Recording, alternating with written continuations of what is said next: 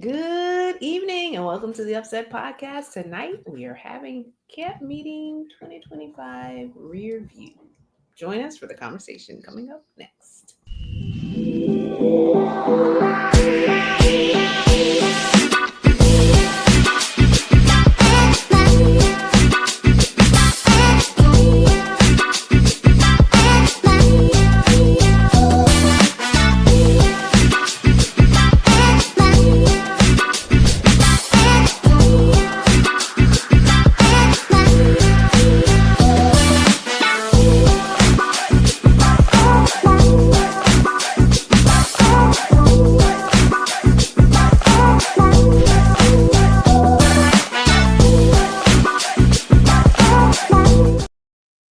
Hello, once again. Welcome back to the Upset Podcast. We're so happy that you joined us on this Sunday evening, and I'm so happy that these people are here with me, with us. Hello, everyone. Howdy, Hey, one. good evening. Hello. It's good to see you all. Yes, it's good to see you guys. I know typically after camp meeting, we are on the grounds doing this particular rear view look, but this time we decided to go home. Yeah, I'm really glad because after being up there all this time, putting up tents and chairs, I'm really tired. Yeah. I Camp thought I saw pitch. you, but I wasn't quite sure. Yeah, camp pitch was really rough on me this year. Yeah, I thought I saw you too. Then I realized, no, I'm not going to. I'm only wondering what it was, Peanut. Only wondering what it was. Don't. But yeah, hey. Hello. Now, is that pronounced Onitia or is it pronounced Onetia or is it pronounced Onisha, right? Onisha? Okay. I think she Okay. did it once before. We're sorry. I try to get pronunciations Did you correct. say one tier? Well, that's because I know a young lady whose name is Onenita, and her name is Juanita. Juanita. Oh, like Juanita. Oh, Yeah, like Juanita. the Yeah. W sound. All right. Hi, Mary. How you doing? Sandrine. Hey. Yeah. And hello, Kevin Jackson Sr. Good to see you. Hello, Shiloh. We know who that is. Yes. Yes. Thanks for being here. We're looking forward to dialoguing with you a little bit. So, the week leading up to camp meeting, that's kind of all I pay attention to because that's just kind of what's happening. But I've been seeing a few things as I was looking on my timeline this week that caught my eye. Now, I had heard the story. You guys heard about, ISIS. going to churches. Yeah. I did not hear that. I didn't hear about that. You didn't hear about that in Georgia? I heard about it. Well, then I heard when I was looking at it a little further that it wasn't really, it's not that they were at the actual church, that they were across the street from the church.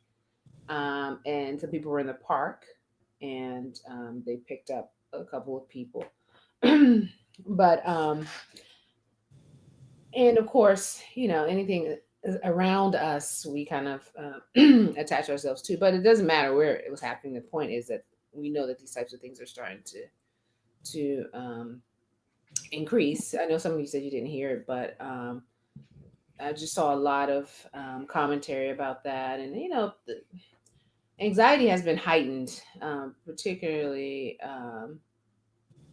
in certain communities, and it's like people are looking for some sense of peace. I mean, I know it seems so weird to say, like in this current, but just this insecurity, this uncertainty that's just surrounding everything that's happening, and it's like it's happening next door to like the average. It's not happening in the places we thought it would happen. It's happening in smaller towns and things of that nature. So, I don't know if you guys are seeing some of that sentiment as you're watching the news and interacting with others. Hey, Sharon.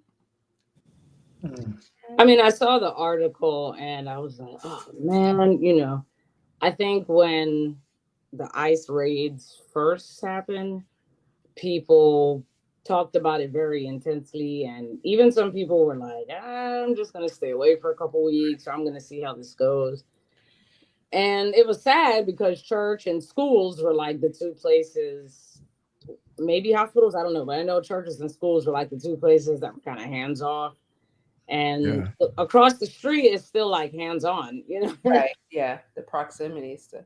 Mm-hmm. And I know, just hearing from some of our ethnic coordinators, some members are afraid to just go to church. Some of them are no longer going to work, which has an impact, obviously, on people's livelihood and even the church culture. Even having gatherings and being able to advertise them in certain communities, there's a perceived danger in doing that because you don't want to announce where people are gathering, because then that's almost an invitation for ICE to kind of hang out even in the vicinity, even if they don't enter the church. So it's just definitely something. Yeah. One of the things that got me on the same topic is after reviewing, the people who are being detained, 47% of them have never had any infractions with the law. Only 30% of them have been convicted by a court for the reason that they are detained, which means that most of the people in these detention centers are not guilty of any crime, and many of them, almost half of them, have never been guilty of any crime, period, since they've been here. It isn't justice is one thing. What we're seeing now is a mean-spirited vindictiveness that is starting to become a part of American thinking. Bombing Iran, the way they're talking about it's vindictiveness, and and then you shake your fist at people after you supposedly humble them. Yeah, we're going to have to answer to God for this. Yeah. And did go ahead. No, I was about to say, I know when I went to bed last night, I know the bill did not pass, and then I got up this morning, got on the road, and so I saw, didn't get a chance to read it, but the bill did pass in the Senate last night. It looked like by a narrow margin. Which bill? On the big beautiful bill, Trump's big. I didn't hear that. I didn't hear it passed last night. I thought it narrowly passed in the Senate. I didn't know that. In the Senate, the Senate portion of it. Yeah, I see something. Yeah. No, the House bill had passed, but I thought the Senate was still up in the air. That's what I'm saying. Again, I was on the road. It looked like Latasha. She's looking it up right now. Yeah, we all are. I mean, Yeah, I'm trying to. No, it hasn't passed yet. No, it hasn't passed yet. Senators are one step because the Trump had said that he wanted it on his desk by July the 4th. Yeah, and that he's willing to wait a little longer. I mean, he's threatening people. The hurdle is saying. But it hasn't passed yet. Okay, all right, cool, okay. Because I know, that's what I was about to say. I know he was threatening. Was it the senator from was it North Carolina? Yeah. And another one from North Carolina and one from Virginia, but definitely North Carolina. Yeah, I mean. Yeah. This moment of journalistic integrity is brought to you by. Like I told you, I'm playing catch up, man. It didn't pass yet. But even as we were mentioning that, Melissa Hortman and her husband, and the dog. Oh man, the dog and the dog. Hortman, like I don't know. I'm so drawn to like stories like this, like my heart, like just because I was looking at some of the pictures from the service and not the service, from the memorial. They were there, and it's just like to think that people are literally being, in their homes, being targeted. Yeah. I mean, it's like what has happened to us? Like this is life. Like I know these things happen, but it's just making me feel like things are just like getting out of hand on all levels, and it's like, when will we have some sense of normalcy in terms of like everything's so oppositional? It's like like we're willing to fight for what we want to the point of death. Disagree, we believe you deserve to die. Like it's just, I don't know. I mean, this is how you identify a despot. This is how you identify a demagogue. An honest man disagrees with another honest person, and you disagree. Yeah. And you make your argument. I mean, for example, like everybody jokes about me, Keenan and I. There are times we disagree about things. But a despot not only disagrees with you, they have to humiliate and then destroy the position, and you along with it. And that is Donald Trump. That is now the conservative movement. Not enough that they win. It's that they have to mock you and ridicule you and call you names. It's almost like being in the seventh grade. Yeah. And that's something people are starting to see that now. And incidentally, Anthony Daniels put it in Senator Tom Tillis. So yeah. And folks from Shiloh said that Tillis voted against the bill. I don't think he's voted yet. I think he said he's against the bill, but I don't think there's actually been a vote yet. I could be wrong. But just the fact that he said that was enough for Trump to just go after him. Mm-hmm. Trump. There's a book by a gentleman named Robert Schenck, who used to be one of the leaders of the conservative Christian movement. And it's called Costly Grace. And he talks about the fact that Donald Trump is the very antithesis, because at one point, he's the one who really built up the conservative Christian agenda that allowed for Donald Trump and others like him to be what they are today. And he's working hard against it now. But he says that Donald Trump, by any cautious examination, is the very antithesis of what Christ is. I mean, can you imagine Christ calling people stupid and ugly and mocking people who are physically impaired and talking about, we destroyed them, we bombed them to kingdom come. And I mean, the God that we serve, when he talks about hell and the destruction of hell, does it with tears in his voice and pleading, return to me. Why should you die? Donald Trump is the very antithesis of the person that we see in Scripture who gives his life to redeem. But so many Christians feel that somehow or another he is a representation. Charlie, that's what I was about to say. So what does that say about America? Who voted for him? Yeah. Well, America didn't vote for him. A lot of people did, but the majority of people did not vote for Donald Trump. Now, the unfortunate thing is that if I am correct, there were 36% of the people who did not vote at all. Yeah, they stayed home.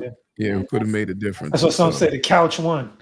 And so when Donald Trump talked about having a mandate and all of that, he is full of horse feathers. He didn't have a mandate. He just won. Right. Yeah. Welcome, Marlena. How are you? She made it home. I was yes. I only went by the church. Hello, everyone out there. I only went by my church to get something, and my Pathfinders were so excited because they won first place with the drill, and they won third place with the drum corps, and they won first place with something else too. And so all the kids were all over me, And who neither drummed nor marched. I was out there with them screaming. I was with them. And Marlena marched in the parade with her club. She looked very sharp. Okay. All right. Go ahead, girl. Tally. You see that tally. Congratulations. Alicia, Congratulations. I don't know if Alicia's from Willow Grove, but she's definitely supporting you, Marlena. Go ahead. So, Marlena, did they tell you who got first and second? I don't know. No, they didn't tell me that. Do you know? I'm trying to see. Let me see. I had. While you guys are looking that up, this is a nice segue to our discussion. Oh, okay. No, this is good because we might be this is breaking news for a lot of people in terms of knowing who won last night. Sister Tosh, can I just do a shout out? I met so many wonderful people at camp meeting who just love this ministry that we are doing, the podcast. And it was so nice meeting each and every person. And I just wanted to thank them for their support. And it's just wonderful. Yes, that is true. That is one of the things. A lot of people said they like Tally, and I don't agree with everything they said, but You're definitely a fan favorite if we were to have one. Yeah, somebody told me I love Tally. I love him. Now, I do have a story to tell about that. Okay. Oh, So the same person that told me that they love Tyler, he saw me. He like, oh, upsetters. Oh, I just love the upset. And he went on and on about the upsetters. He's like, I knew I would meet one of you here. And I mean, just going on and on and on. And then he said, I gotta introduce you to my wife. This is after he said how much he loved Tyler, right? Gotta introduce. So he brings me to a wife. He said, honey, upsetters. And she looked at me, she said, GP. Like, wait a minute. Just alike, right? One's a little darker, one's a little bit yeah. I like okay. head thing, but the rest. They go to the same barber. The bald, the head and the beard is what made it. Oh boy. Yeah. So I got a good laugh out of that, but she was serious. That is hilarious.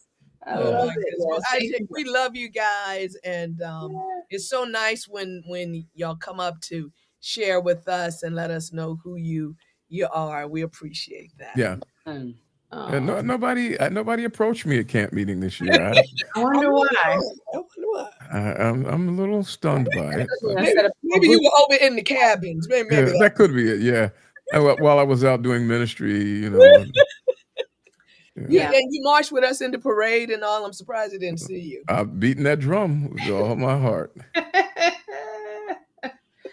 Well, so let's kind of start at the beginning. So for those who don't even know, like camp meeting at AC and what's happening, let's start with ordination, because that was our opening this year. That was our opening to camp meeting, which happened Friday night. And let me just say, the funny thing about this, and I've been saying to everybody, is even though camp meeting was literally a day and a half, and it felt like a very concentrated 10 days. It was a lot of work, right? but I can't believe, I'm just saying, last Friday, we started with ordination service. And so what did you guys think about ordination? I mean, I love ordination because, I just like celebrating things. So ordination. I did too.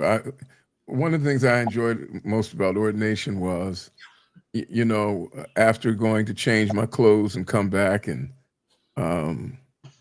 making sure that, when my tie went out of style, I changed that. And I was able to catch it all because it just went on long enough to, let me just be really honest. I thought it was too long. Long ordination. I thought it was too long. And it was long, but it was good. It definitely it was long, but good. Yeah. Bless my heart. Perfect time for a service, Yeah, but it was long. It was long. It was long. And I mean, good. That's true. Awesome. But when you say long but good, it sounds like one is used to mitigate the other. It was too long. When something is like long, but because you're enjoying it, is not painfully long. Because there's some things that are long, and it was painfully long. Yeah, it was long, but I enjoyed it. It was awesome. Yeah, I think most of us awesome. Felt it was long, but it wasn't painful because the speaker was very engaging. I mean, the points that he made were very, very engaging. And so even though we knew it was longer, it was well received still. Yeah, Tally, did you feel like coming through the did you? Oh, are you suggesting that I wasn't there? But I mean, it's to say that it was too long is not to take away from the value of it. And everybody knows that our friend and brother is a great preacher, but it was too long. I mean, and when you program and plan, you have to ask yourself, see, when you say it was long, but it was good, then that tells people, then you don't have to worry about trying to do anything to edit it down. Acknowledge that it was too long, and then next year, try to make it shorter. Yeah, I agree with that. I'll take that. Critique. I think in general, anything we do, we should tighten up. We should, you know what I mean? Like, it can be nice and not have to be long too. So, I mean, I'll say that. But I want to guys, wait a minute. It went from 7:30 to 10.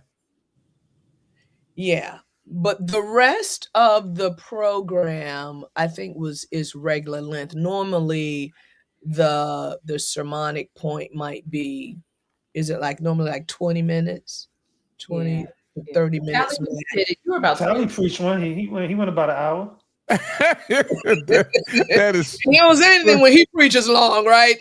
First of all, I was the ordination I did was because Marvin Brown got sick, and I told the president I would fill in for him if he would not announce that I was doing it, and he promised, and nobody knew I was coming.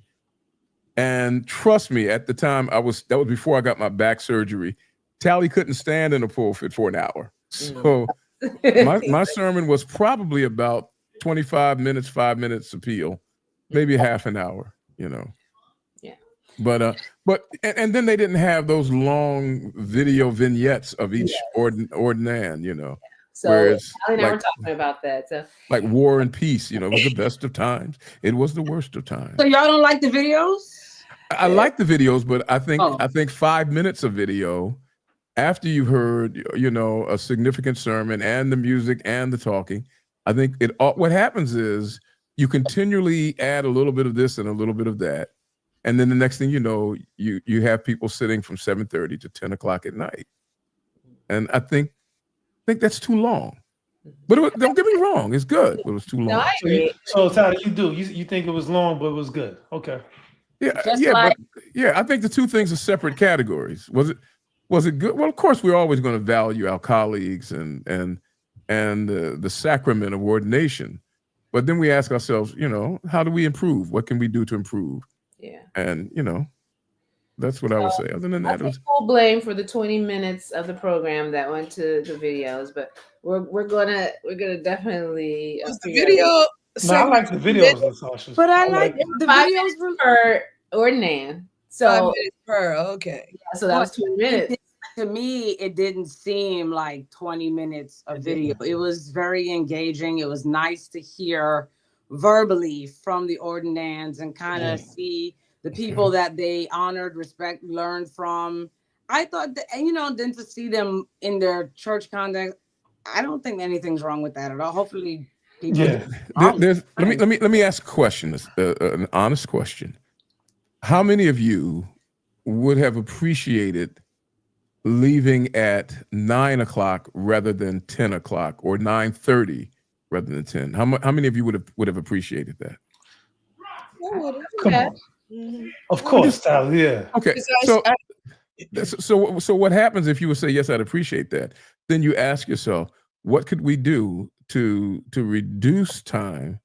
I mean, and for example, if the video vignettes were 3 minutes instead of 5 minutes, every night you all watch the news. There is not one news segment that is 5 minutes long, but yet you get a feeling that you are grasping the topic that they're talking about. It can be done. It's not faulting the video. I think it's great. I think it's wonderful. But I'm just saying we have to figure out ways to, make it more digestible. Yeah, I just want to say, Latasha, that just seeing that piece, as Novella said, just learning about their background and who they admire, who is their mentors.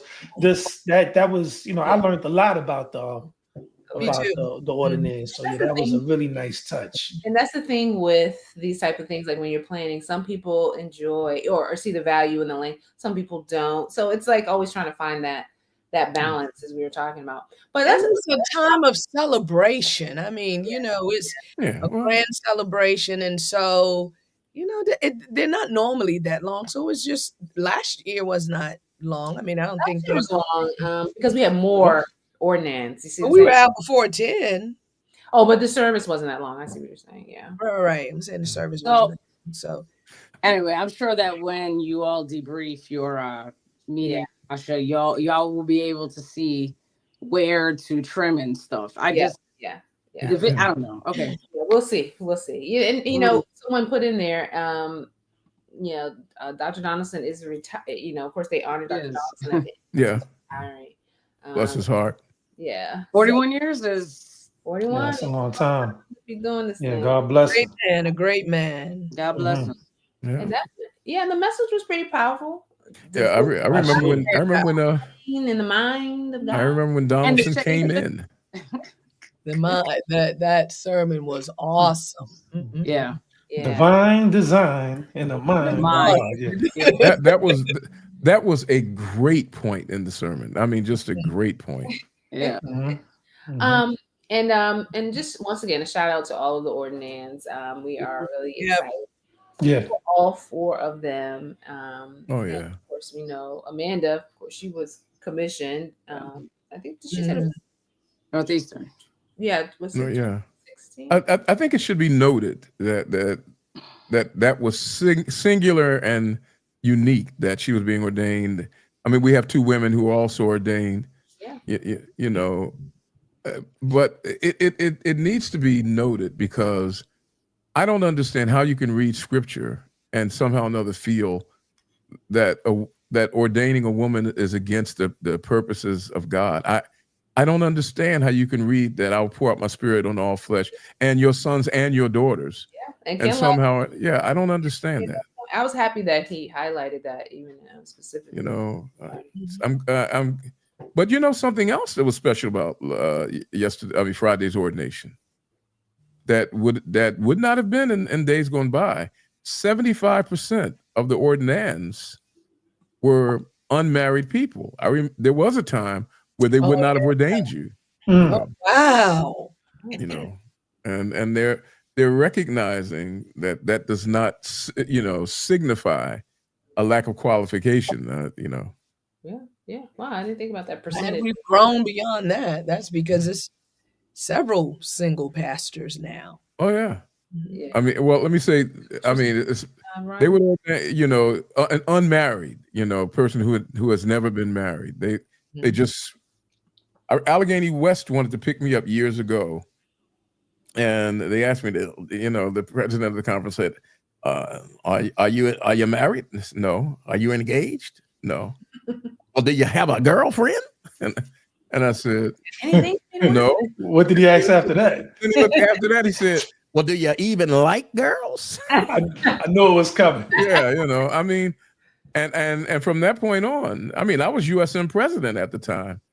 I was written off because I was not married or engaged. Yeah. So they wouldn't have hired Jesus nor Paul, then they wouldn't have. That's a this good is point. the thing.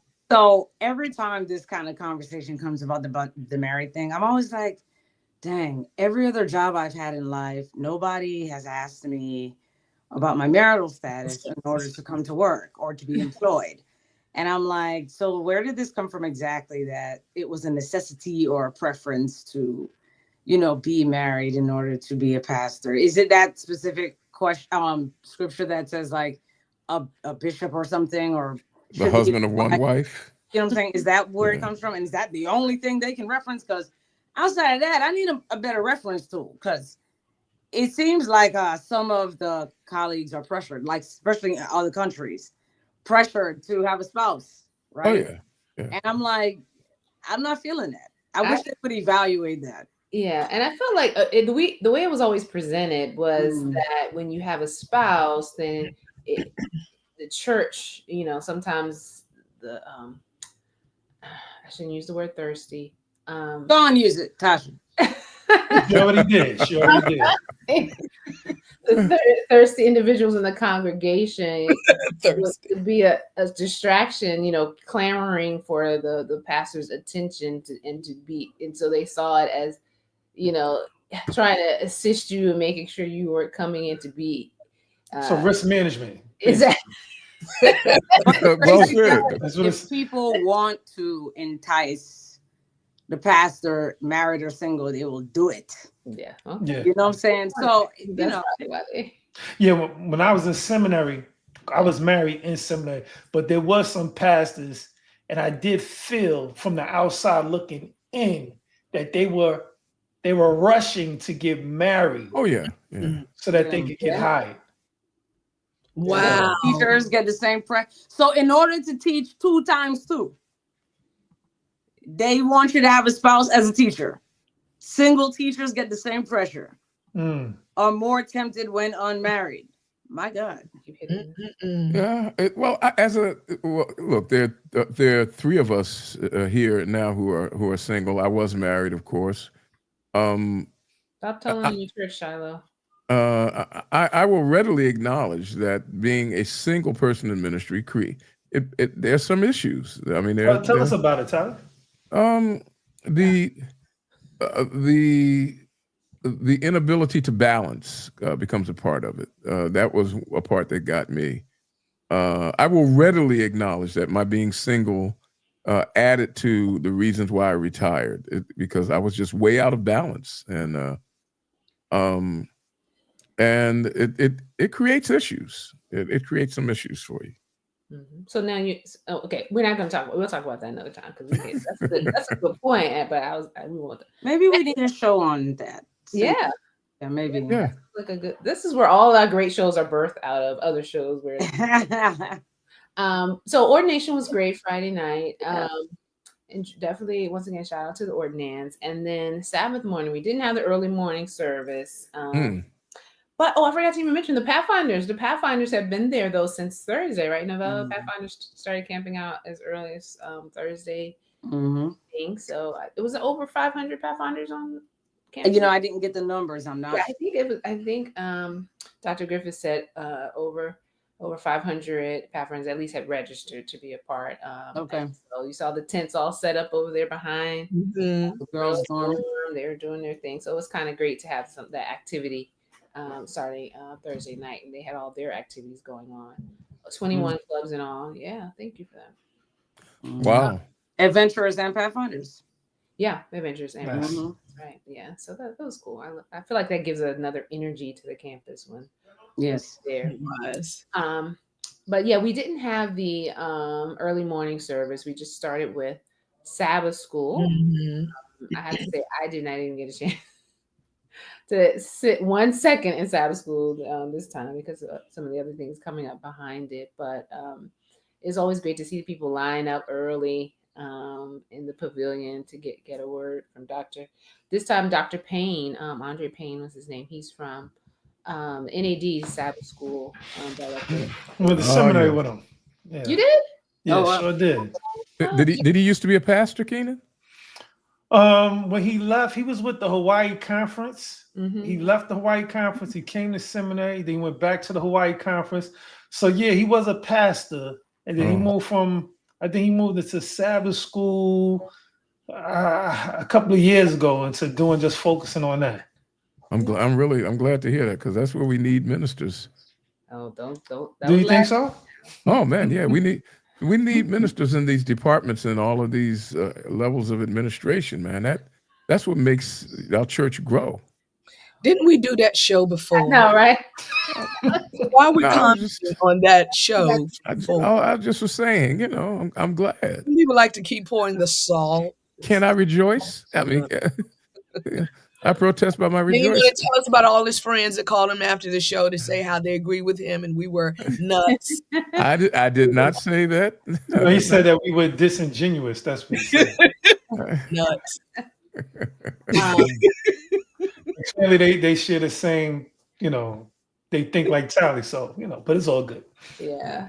But we won't go there, right? We're on a different show. No, we're different show. We talking about camp meeting. So yeah, Sabbath school, great discussion. Of course, everything's streamed. So I always tell people, if you say, "Oh, I missed it," you can always go back and watch whatever you missed, any part of it. So Sabbath school, you can watch that.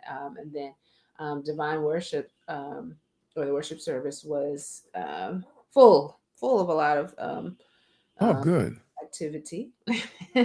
So it was awesome. 80 years, and so we really wanted to highlight the main focus the president wanted was to highlight the diversity. I mean, if you heard the message, and if you've heard Dr. Kinlock speak ever, you know that that's something that he's really passionate about. And so in planning for the 80th, definitely wanted to have the Parade of Nations and even the Taste of AC to celebrate the various cultures that make up our conference. And so a lot of that was incorporated into the service. So it's so funny with the Parade of Nations. So many people were like coming up saying, "I didn't see my country," and I felt so bad. It's like we were trying to say that it's just a small representation. You know, we can't. If we were to do all the countries, it would have been like ordination. Like that's that part would have been ordination because of the amount of countries we have represented in our. But the wonderful thing about it is, I was sitting in the front. I don't know where you guys were you able to be there? And I know I was in the front. Yeah, I was in the field. Thank you for that. I was in the field. You were in the Were you security, Keenan? No, not done doing parking. Parking, okay. Yeah. Yeah. And so it was just, you know, when the flags were coming through and the sense of pride from the individuals who were from that country, or even just celebrating someone else's culture, their appreciation, it was just like a different kind of environment, especially when you look at the way our country is right now and how diversity is not celebrated on a wide scale. And it was just great from the behind the scenes in terms of the excitement of the participants to seeing it come together. It was a good time. That's good. Novella's smiling really large there. Yeah. I mean, because listen, I wore an Indian outfit, though my family's Jamaican, right? I was just like, they said culture, so I thought it'd be cool just to hold on to two cultures, you know? I just picked India, you know? Part of culture there. What you should have done was put on an Indian costume and put the word West in front of you. It was fun, man. I wasn't in there. I was with the young people, but the young people came dressed too, you know, like their African shows and, you know, West Indian stuff and all of that. It was cool. I loved it. I love that stuff. Yeah. I loved it too. And one of the things too we did was to recognize the presidents, former all of our past presidents. That was really nice too. Yeah. Oh wow. And so the obviously those who are deceased, we had a family representative come. Oh, that's nice. That was really nice. Yeah, I learned a lot from just like working on that project about, you know, what contribution each president made to get us to that, you know, to where we are. Just seeing that, just like building block of this person contributed this person, and it's just, I thought it was great to kind of see that. And one thing that touched my heart was when we got to Elder Cheatham's name, and he was there, and you know, when he heard his name, and because I'm standing there, you should saw him like the way he grabbed the sides of the chair like this, you know, like I'm ready to go, and he was so well received. Man, that hired me. Oh yeah. He was president when we love him anyway. Yeah, he was president when I came in, but I did not know that was his father that had been president decades before. I didn't know that. Oh man, the Cheathams have a long legacy in Allegheny. Yeah. Wow. Yeah. So it was just nice to see, you know, all of the recognition and all those who were able to come. Who represented Bobby Palmer's his daughter Michelle. His daughter? Okay, yeah. She was there. Yeah, I have a question. The incoming pastor to Mitchellville is Chris Cheatham. Is he related to the Cheathams, or they just have the same last name? He's related to. I believe that he is Arlene Cheatham's son. Okay, who's the daughter of Oliver Cheatham. Cool. I mean, I know him. I believe it just dawned on me, you know, with the last name. Okay. Yeah. Cool. Pastor Oliver was at my church when I came. Oh, really? Okay. At Willow Grove. He married Beverly. Remember Beverly? Beverly, yeah. I can't remember her previous name. I used to sit on the executive committee with her. Yeah. She was one of our teachers at Larchwood for years. Yes, both very fine people. Oliver Cheatham is a Christian gentleman. And, I mean, a real Christian gentleman. Beverly Crabb. Thank you, Sister Barney. Beverly Crabb. Corporate. I mean, those were the days. It was Corporal, yes, Corporal. I mean, when Bobby Palmer and I mean, those were the days when preachers were preachers and the devil was nervous. You always look back and say, "Oh, those are the great days," and they were really they were unique days. Yeah. So that was I saw Beverly Anderson.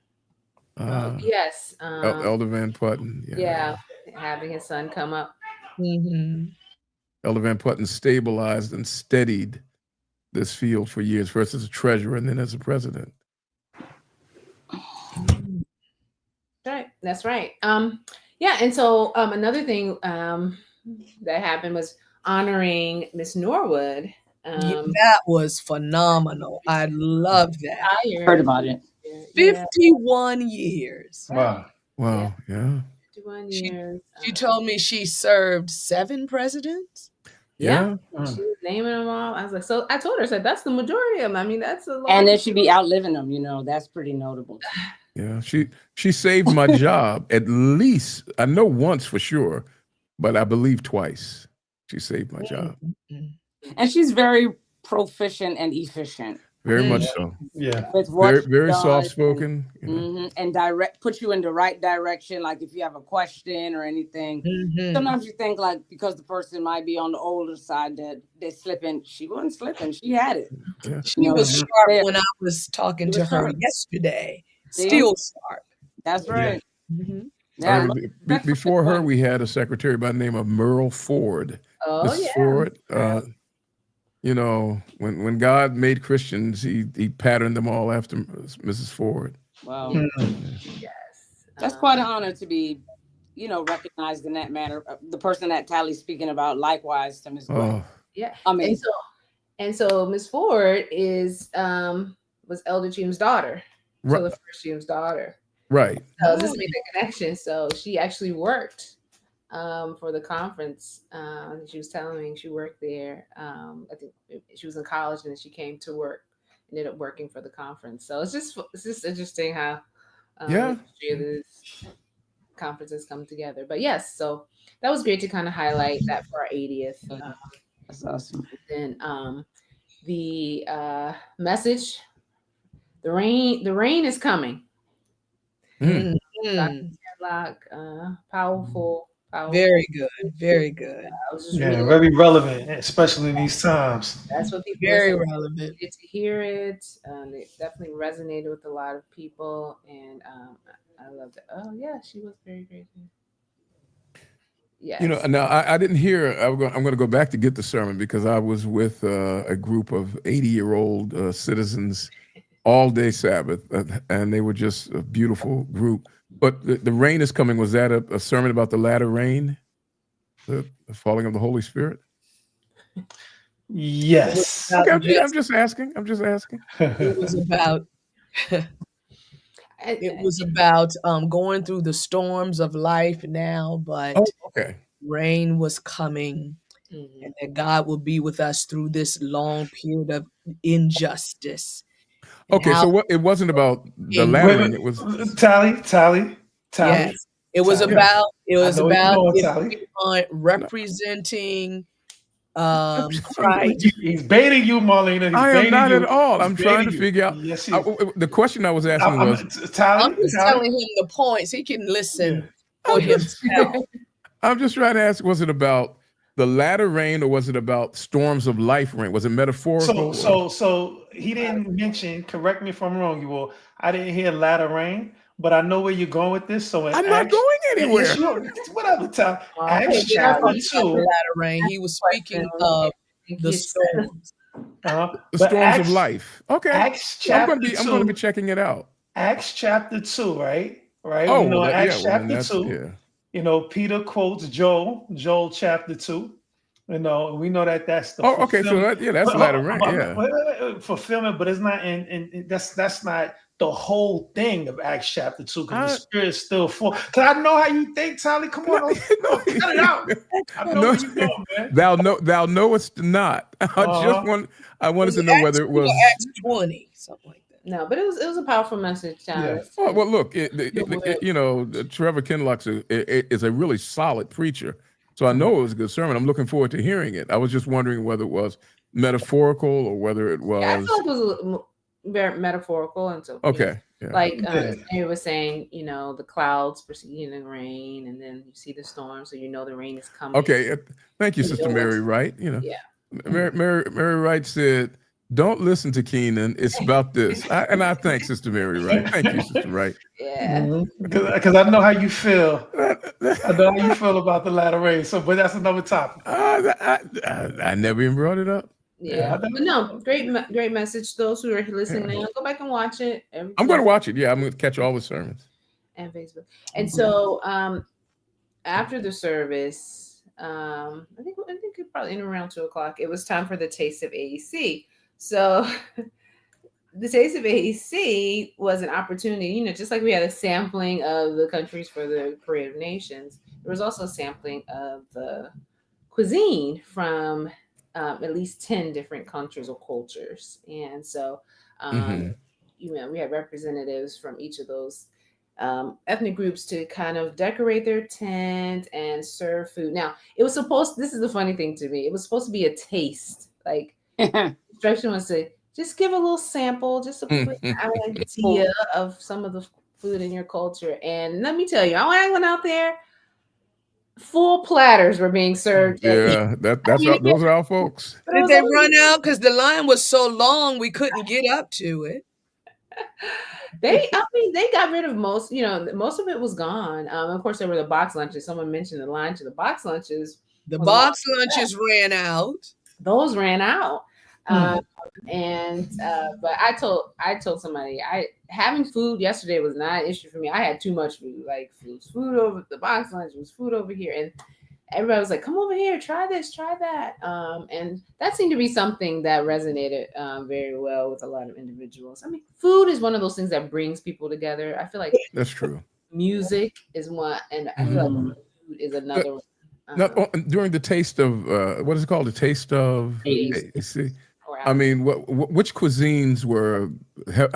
I know that our Caribbean cuisines were heavily represented. Were African cuisines? Yes. Yeah. I saw Spanish too. Yeah, India. So it was. We had Haitian food, Indian food, which that's the most. That's good. Woof. We had El Salvador. I forgot which countries of Africa though had their food, because they only a few of the countries in Africa did it. And of course we had Americans, so some collard greens and mac and cheese and oh my goodness. Did they have any jollof rice from Africa? Yeah, there was jollof rice. I'm so sorry I missed that. Some jollof rice, man. But yeah, Korean, yeah. Kimchi. And did they have enough for everyone, because the line was so long? Yeah, because everybody didn't go to everyone. You pick the ones you want to go to. So people were getting their fill. At some point, it's like you have to stop and eat what you have before you could go back. I thought we were just going to have like one plate and you get one for me. And it was so funny to me because everyone was just so excited about showcasing their culture, sharing it, that they wanted to go all out. Like, the taste, it's like, we can't do a taste. We have to get But there were some people who didn't eat, and I don't think they knew that, because they were so busy trying to get the box lunches, because they thought that was going to be the food, and then the AEC East is just going to be a little taste, right? But if they had known to go to either or, I think that would have worked out a little better. But I mean, I have no complaint about anything. I just thought it was wonderful, and thank you, Sister Iheme. I tell you, jollof rice is jollof rice and make you slap your ancestors. Yeah, so so many people were out there like, please, you guys have to do this next year. Please tell please. And I was like, okay, we'll take back the feedback. There was all kinds of food there. But yeah, so that was something different. That was done that, I think we could take and improve on. We'll see what the committee feels in terms of whether it become a tradition or not. But I know we covered the sermon under the pavilion, but I haven't heard anything from the youth. Oh yeah, we're about to go over there. Okay, all right. This is good. This is great transition.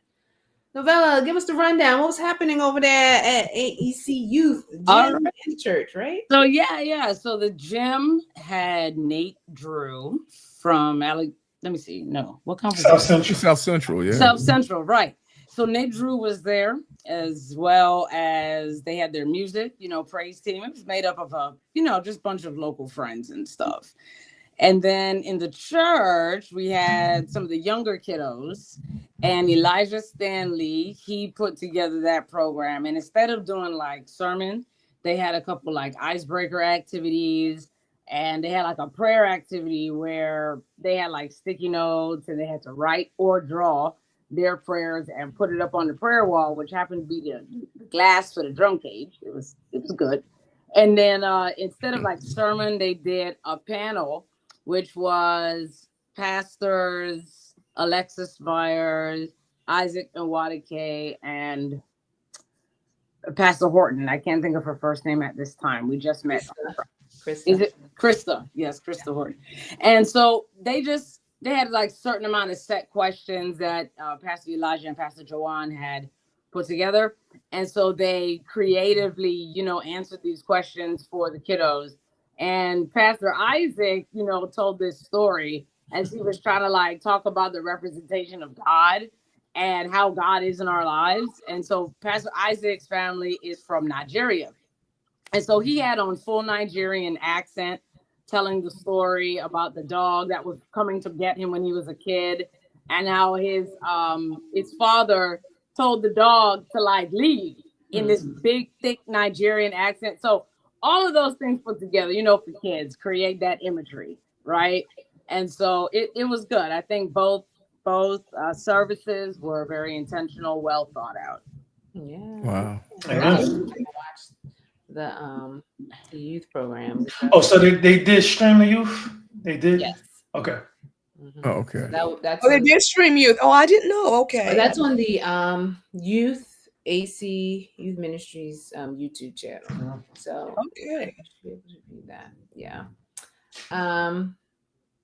And then I felt like everything was just literally like back to back to back, because after both services and the Taste of AC, then it was time for Will Johnson and Choir rehearsal with friends. And those who are familiar with Will Johnson and the ministry, I had seen a few of the videos on Instagram or Facebook before, and I was trying to explain the concept to some people who had never heard of it. So Will Johnson is pretty much what I consider a praise leader extraordinaire, and it's like he's our choir director, and the audience is the choir. So you're in the he chose popular songs that most people, anybody who's been familiar with gospel music for any amount of time, can join in, and then sopranos and lead. And so it was just great to be in the room. When I walked in there, it did feel like a real choir rehearsal, and a lot of people came out because we don't have a lot of choirs anymore. No, choirs are passe. Yeah, and people like choirs. And, yeah, who sung in them, so that opportunity for them is like great vibes. Yeah. And so I know people who specifically came to camp meeting for that experience. So that's good. It definitely, was nostalgic for a lot of people who may not necessarily be involved right now in church, but for them, that was kind of what they needed. And you could see that, definitely feel that in the room.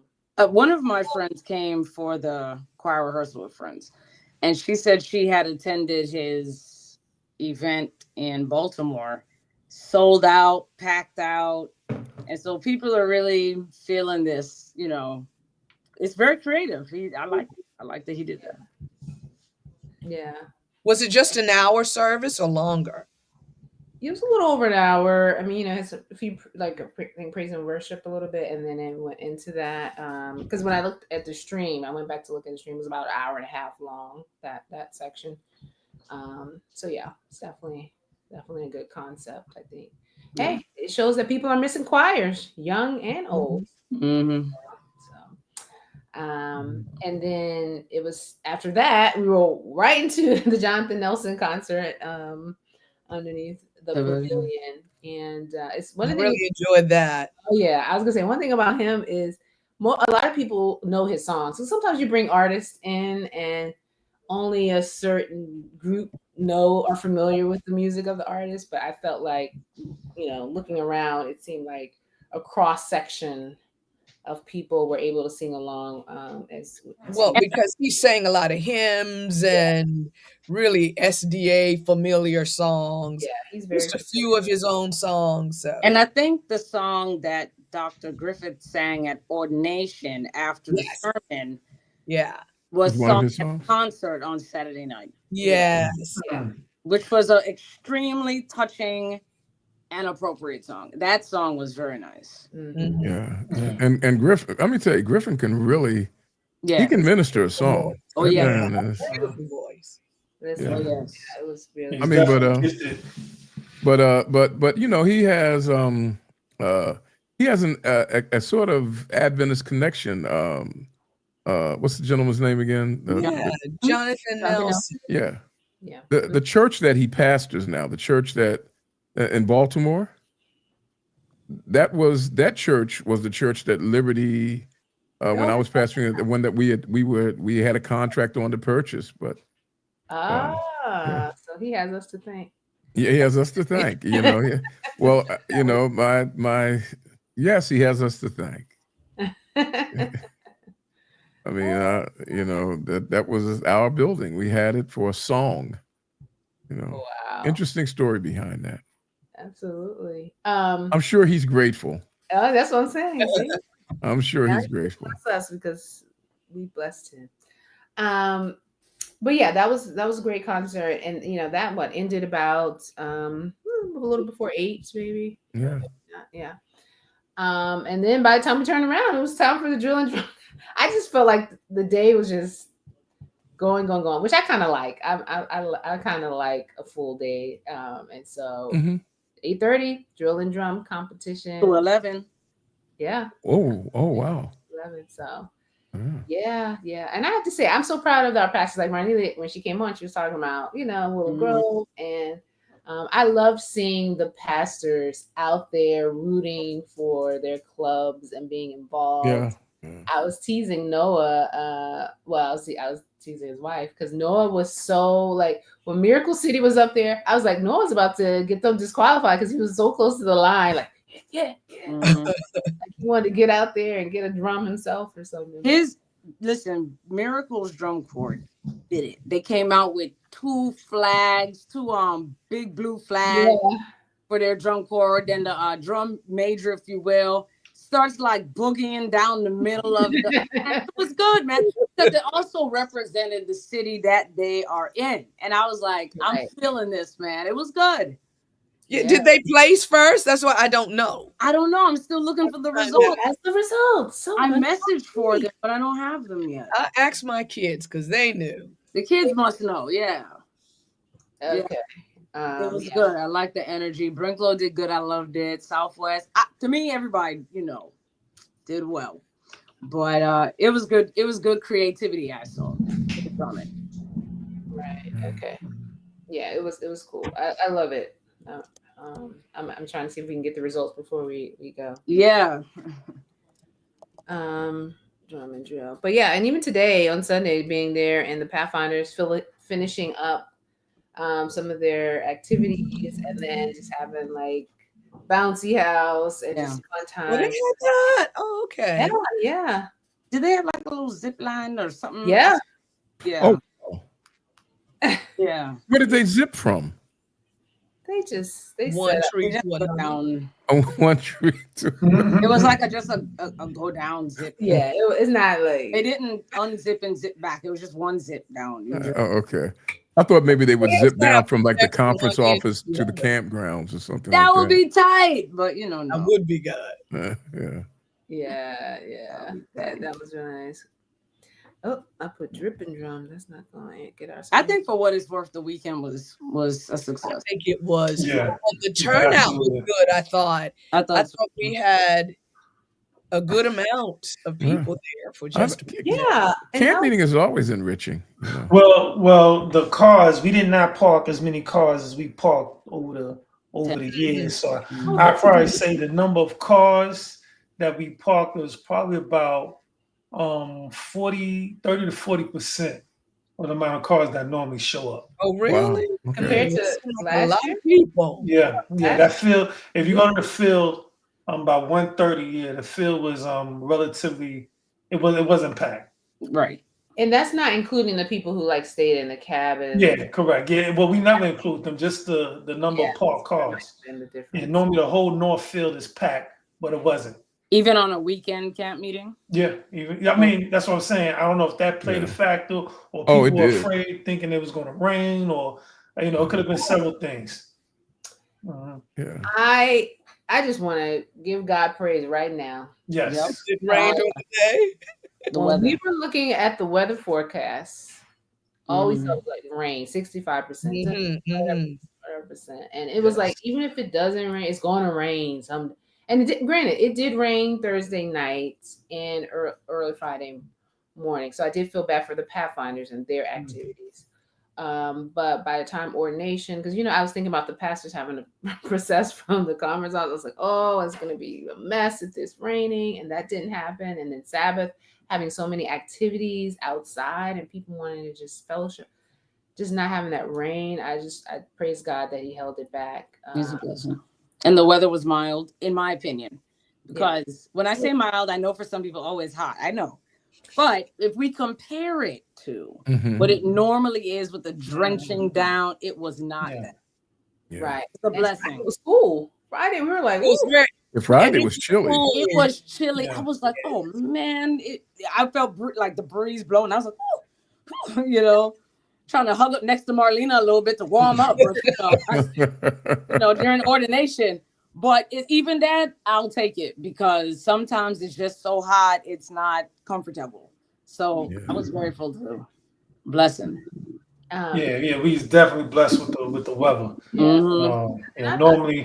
Normally after parking out there with the sun, like I'm done. I'm spent. But God looked out. Yeah. Amen. And so Lillian said something. She's sorry she stayed at home this year. She viewed it on YouTube. There's no replacement for the campground experience. That's true. I definitely have to agree with that. That's true. It's one thing to watch. It's another thing to just be on the grounds. It's amazing. There's so many people there, and it feels like home. Like it feels so, like you feel safe. Like I don't know what it is. All these people, you probably may not know many of them, but you're there together for a common reason. It's just a great uniter. I definitely appreciate that. So Tiffany asked a question. What would you guys like to see in terms of music for camp meeting? You guys have I don't know. I do miss choirs some, and you know what I really miss? I miss song service when the people of God lift their voices together and exalt together in the old songs. I mean, it's just I pastored a church where the morning hymn still was the morning hymn, and sometimes it's just majestic, Yeah. I feel like hymns always have a place. Yeah. And people singing together. Yeah. And because I fear that at times, when praise teams really started becoming popular in the 80s, the idea was to get the people to sing with you. But now praise teams are so highly skilled that people tend to watch them more than join them. You're perfectly blended. We come in. Yeah. And so you kind of listen to them. And it's almost like a mini concert nowadays, Yeah. Not necessarily a fest, Sister Tiffany, but just, a time in the service when the voices of the people of God, come together, and then a choir, which is sort of a smaller portion of the people of God, Oh, yeah, I forgot to mention this. Thank you for doing that, Carrie, about Pine Forge Academy Choir. Nice. Yeah, they did very well. So they're able to get current students as well as alumni to be able to join in. And that's the thing I love about our choirs. Like, no matter at what point you sung with the choir, when the director calls for you to sing it, everybody kind of falls right back in. They know that. And my son got up there to sing. Oh, I'm there. I was like, okay, all right. Yeah. Oh, wow. See Elijah up there. Keenan, do you sing also? Do you sing? Negative. Oh, okay. And Sister Tiffany, I was thinking a good gospel choir. I think that is also very nice. We don't have many choirs singing at church at all anymore. I mean, sometimes you can't even motivate people to sing post-COVID. It's like that's all you can get is a praise team. My goodness. So I was recently at a spiritual retreat where I was the only Adventist, and when they found out I was an Adventist, somebody Conclave. I'm sorry. Somebody said, "You know, good man." Somebody they pulled up the Aeolians on a computer, and they were saying, "Man, Adventists," you said, "the music that you guys have at your churches is just extraordinary." And I was just taking it in because I can remember when I first joined the church, I had never heard music like I heard, especially when I went to Oakwood. It's extraordinary, and it's really great. You know, and there are times when I think that our music. Remember the old songs where "We're Marching to Zion" and there were songs that spoke about collective community things. But a lot of praise songs revert now to my existential individual.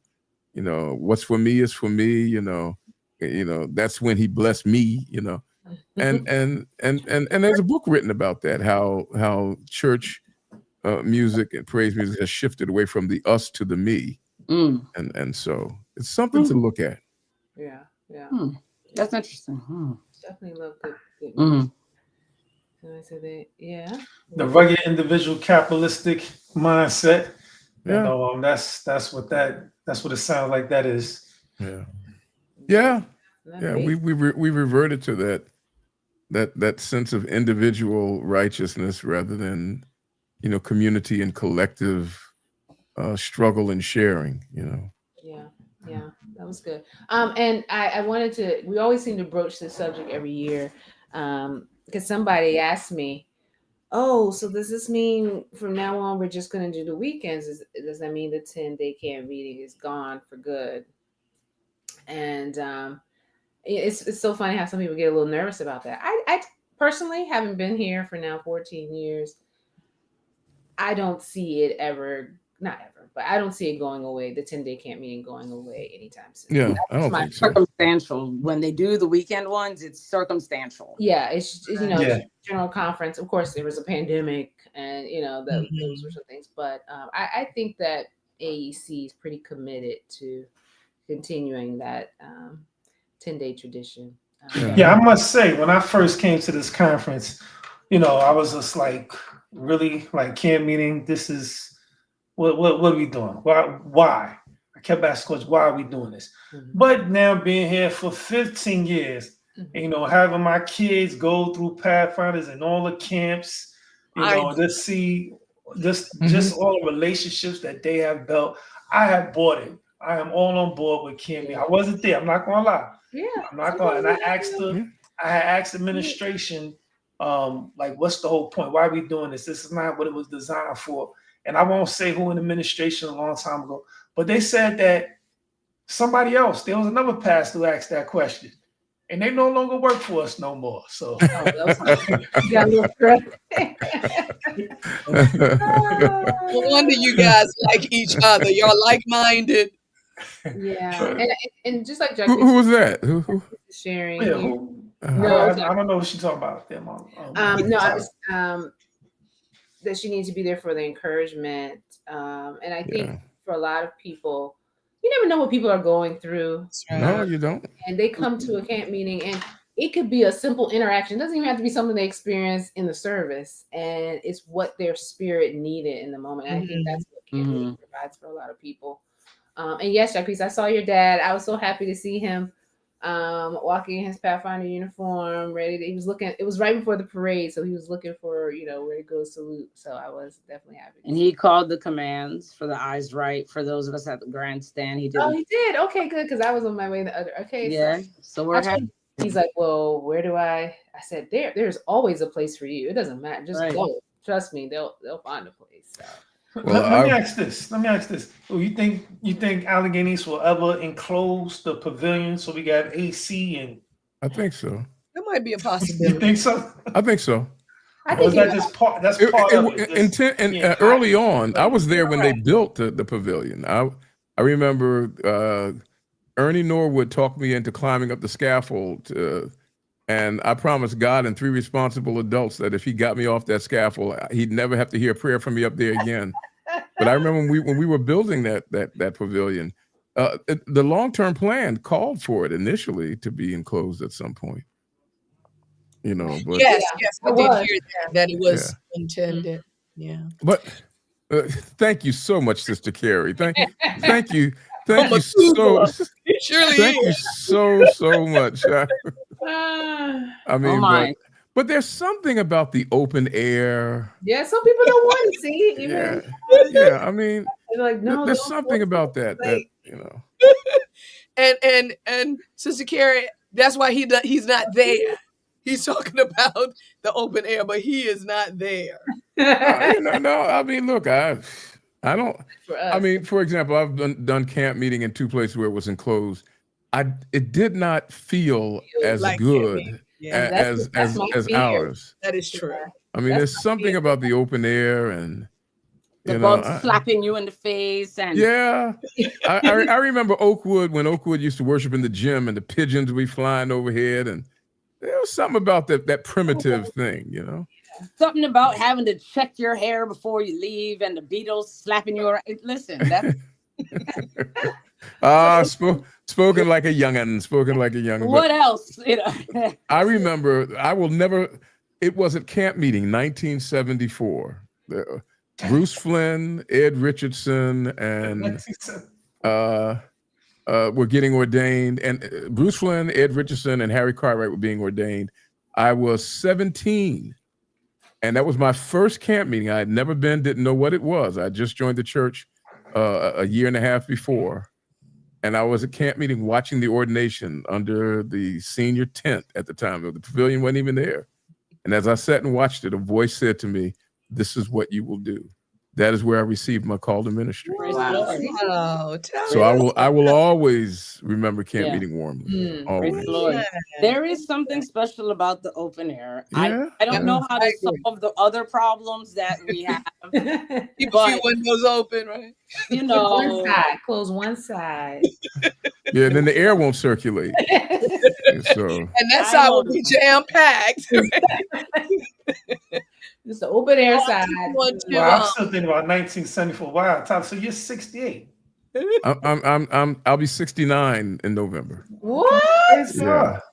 So it's Amen. been a minute. You know, been a minute. Okay. Well, I want to also throw a shout out. Every year I work with the praise worship team at the pavilion, and we want to welcome Pastor Orville Brissett. He is the new praise and worship leader for the pavilion, as Dr. Stoddard has retired. Oh, wow. I was worship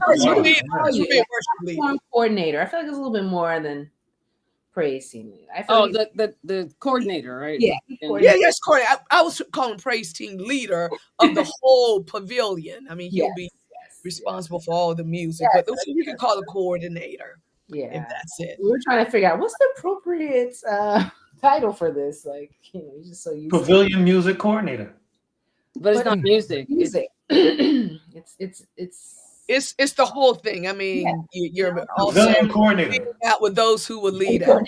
All I'm trying to say, there's a new generation. That's all, whatever you want to call it. Let's just say congratulations. Congratulations. Right, yeah. You know, maybe great job. Maybe if he keeps going, they'll bring him up into an office. Oh no, don't get Tally started. Mercy. But no. Anything else, guys, that we didn't talk about camp meeting very quickly from our audience that you wanted to shout out or that you wanted to acknowledge? Okay, so Oh, he said camp servant. That's his preferred. Right. Yeah. Stated humbly. So humble. Orville said, "I'm proud of my humility." That's part of his greatness, his humility. I like to wear it from time to time. Yes. The parade was nice. Even though it was hot, it was very nice. Oh, yes, we didn't mention the parade. They were so happy. happy for the parade. I mean, you would go by and they were just screaming. Because we hadn't had the parade in years. Mm. So maybe since since COVID. I enjoyed it all. Before COVID. Was it before? Was that the last one? I think this was the first. Did you like the parade, Tally? Was that the highlight? I mean, was one of the highlights? No, the parade was not the highlight for me, but it One of the was highlights. one of the highlights, But all of the other things, and I know. I feel like Keenan over there doing math when I'm told what year I was there. 1974. So I mean, now that we're starting the shout outs, I wanted to shout out guest services. We did have people staying on the grounds for the weekend. So shout out to Pastors Colby Matlock and Al Johnson for their service in that capacity. I would not. Well, Al Johnson the third was location. Is he the third? Him and Matlock do it together for a long time now. Yeah, because his dad, Al Johnson, his father, Al used to be location. Al and Steve Boyce. Yeah. Oh wow. Yeah. Oh, okay. Yeah, I was with them for a while until That was my job my first year as a pastor. Location? Yeah, that was mine. Pastor Tally, you said you used to work in location? I did location for several years. Mm-hmm. Until he got yeah, What's some syllables you trying to say, Keenan? Nah, he didn't say it. He said until what happened, Todd. I know there's a story behind it. No, there's always a story behind it. Something happened. I was security for a while when I was a younger pastor. I was a trash man for a little bit, He's done it all, Tally. Isn't that called the A-team? Or is the A-team considered those that do trash and sanitation, or that's different? Well, in our day, if you were a young minister, you did all of it. I mean, and if you weren't careful, you'd be on the honey dipper crew. Those are the people who cleaned out the toilets. Shout out to them. Dwayne Prevet and Pastor Prevet. That's important. And the young people, because some of them are like, I'm never doing this again. So we should team. There's so many parts that come together. Yeah. To make meaning what it is. Absolutely. Yeah. Shout out to the young people. My son is the boys director for Camp Danny Davis coming up. So shout out to them. Shout out to my son. He's doing a great job, by the way. He's doing a great job. Praise God. Elijah. Praise God. Yeah, they made him cut his hair off. I was like, "What? His twists are gone." I was like, "What did?" They were gone. I just why did Pastor Novella? I don't know who spoke to him. Why did they make him take his twist off? I'm just joking. Okay. That's what I said. Let me chime in. Yeah. We don't be hazing and doing those things. No. He left home with twists, and I saw him on Friday. Oh, so you didn't know? He had his hair cut off. I'm like, what? Did you have a vision? And his hair colored. I saw cut and color. Yeah, but it was already colored. But the fact he cut it off, he looked more mature and mature. Like you look like an old man now. So. That's going to garner the respect of the young men. You say he looks like an old man or like his old man? Which one? What did you say? Both, actually. He looked both like both. Okay. Yeah. That was cool. Well, man, before this thing becomes an ordination service, I guess. know, right? Yeah. See, wife is correcting you. Don't start a rumor, Mr. Keenan. And he had locks. Nobody told him to cut his hair off. Nobody. He did it on his own. Okay. He did it on his own. Letters for clearing that. Now I know how to put Keenan in check. Sister Ebony, I will put you on my payroll if you'll help the brother out. That's all I'm asking. Mercy. Like commitment to my husband, money. Well, we know what motivates Tyler. He has said it, he said it before. What was that? No, you said with pastors, they're more valued the more money they have. That's what you said around. But that was a different. That's a different. That's a different topic. That was another show. Yeah, that was another show. It's not whether another show. It's that I never said that. Okay. You said that they should be paid more money. I did if say they that. have, but we'll leave that alone. Yeah, he brought it up and then said we're gonna leave it alone. It's like somebody hitting you with a stick, and then they throw the stick away and say we should never have sticks no more. Question. So the snack shop wasn't open this We'll work year. for Reese's. That was You got it, Sister Ebony. a difference. Yeah, I mean that's tough to open up for just a week, a couple of days. Okay. Oh wait. Somebody said I twist words. Okay, now I gotta be. Oh no! I thought we weren't. I thought it was over. Tally said that if pastors pastor bigger churches, right? He said, how can you pastor one church, a church of the biggest size, and get paid the same amount of a pastor that pastors a church of small size? Correct me if I'm wrong. Is that what you said? Now you said you didn't want to bring this back up. I don't. No, but somebody could. They said I'm twisting words. I'm not twisting the word. Talk about Bernie's snack shack. I was talking about fairness and conversation. We can come back. Yeah. Yeah. I can see that out of that. Yeah. But yeah, I know people were. But see, the Pathfinders were supposed to. Some groups were supposed to sell during the drill and drum competition, but it started to drizzle, or it was a little bit of. Oh, that's what. So they had to cancel that. So we thought there would still be some offering of food, but that didn't. A little boy came up to me and said, "Would you like to buy, little waters, the mini ones, a water or a Capri Sun?" No, he said he asked me if I wanted it, and I was like, "Oh, I'll take a water." He said, "It's 50 cents." I said, "I'm sorry, I don't have, change with her. We could have one on the house."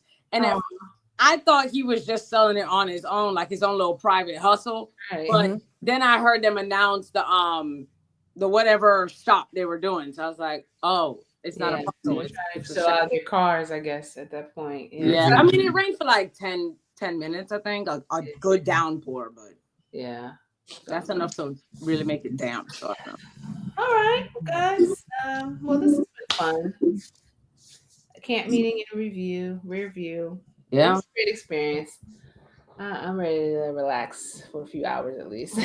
Yeah, because it was a long time up there. We all need to pull back and just relax some. Yeah. And Tosh, I just want to give you a shout out. You and your team do so well.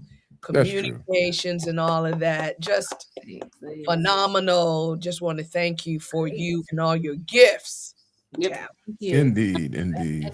We do have the best media team around, and so I definitely want to shout out Charles Williams, Bryce Williams, Evan Williams, and Amy Welcome, and Carl Ford, our team, and then the others who joined us for camp meeting, especially. I tip my hat to Charles. Charles has been up there for 40 years now. Wow. I mean, it's just amazing. That's amazing. That's amazing. Yeah. I make 9 years on July 1st. And when you hear stuff like 40, 51, I'm like 9, but that's amazing. It is. You're 9 years also, right? Now 9 years in May. Yeah, we're both 9. I mean, and you guys are my colleagues. I mean, but I was like, but I was in and out. So, but all total, I mean, it was like 40, 43, 45 years, something like that. Wow, good job, Tally. Good job. Wow. That's amazing. Yeah, I'm at my 15 year mark. Wow. So 15 years to go. And I'm like, wow, that 15 years went fast. Yeah, that's amazing. Yeah, Sister Defoe, I saw. Yeah, it was good to see you there. I didn't realize it had been 5 years. I saw Sister Defoe. Yeah, it was great. Sister Defoe enjoys camp meeting. I remember in guest services, she always coming for her cabin. I think that's now. Is this David's? His mom. Yeah. Oh, get out of town. Yeah, his mom. I wish I really would have loved to have to meet her. I from a distance, I admire and respect her, and I really appreciate her son. I mean, I really appreciate David. She's a darling woman. Yes. Bless her heart. And even though she's from Boston, That's right. Where they make clam chowder. No, we're not going to GC this time. Oh man, I was so looking forward to that. We got people. Yes, Rosalie. Oh, if you You're part of the fam, a part of the Well, fam. she. I mean, look, if your name is Van Putton, Right. you are a part of Allegheny East. right, exactly. You know. That part. Grafted in, right? Yeah, I mean, come on, really. That part, guys. Listen, our little. Well, thank you to everyone. Of course, there's so many other people working. Oh, I have to before we end. I have to give a shout out to the 80th committee members. Okay, these are the people who were planning the Taste of AC, the President's Recognition, the Parade of Nations. Group of individuals who volunteered time, some pastors, some executive committee members, made it possible. Meeting every Tuesday since January. So appreciate them. Yeah, they great job. Awesome. We'll be putting their names on. Phenomenal. And we have a gala coming up for the 80th, November 15th. We'll share more about that. That's on my birthday. Oh wow! Woo. Oh man, you're going to be 80 this birthday? I'll be minus 40 for me. Okay. You will be 40 for real? Yeah. Wow, no, that's a milestone. Yeah. Wow. Where's the gala going to be? Thank you so much. Where's the gala? In Bethesda. Yeah. Wow, that's and open to anyone who wants to attend. Anyone. okay. And all funds, of course, we're pushed for education this year, all for one for all. So this is definitely another fundraiser, education fundraiser. Did they put the ticket price out there yet? Yes. Cool. Ticket price is $125 per person.